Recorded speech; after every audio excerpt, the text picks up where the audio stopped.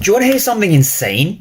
It only takes 3 simple steps to form an overall trade thesis, and to trade very accurately on ES and NQ. So in this video, I'm going to be going over how you can use fair value gaps, order flow, and the power of 3 to refine all of your trades. So to kick things off, I always have 3 rules to all of my trading, and it's the meat to the actual move, right? So we always want to have a key level. We always then want to understand things in terms of the power of 3, and then we're going to go on to order flow. And so what do I mean by this, right? So let's just start on the 15-minute time frame. So on the 15-minute time frame, what we can see is we had a very, very rangy Wednesday, and I, to be honest, took a break even on Wednesday, got chopped out there.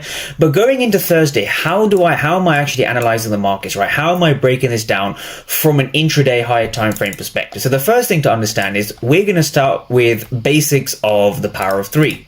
So what we can see is we can see the weekly candle, significant weekly bullish candle over here. So we had, Monday open, Tuesday open, Wednesday open. So now going into Thursday, now this is kind of an ICT basics concept that I want traders to understand.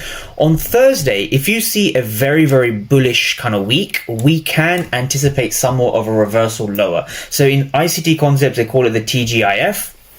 But essentially, it's just a reversal because we're significantly overpriced above the weekly opening price. So we can see the weekly opening price is down here, and the market now is heading here. Just to give you some more context on that, right? So if you see a very, very large weekly candle like you've seen over here, essentially what you're looking for is you're seeing the market expand higher, create the high of the week around this area, and you're simply looking to sell inside of this wick, and then you want to take prices lower off a fair value gap.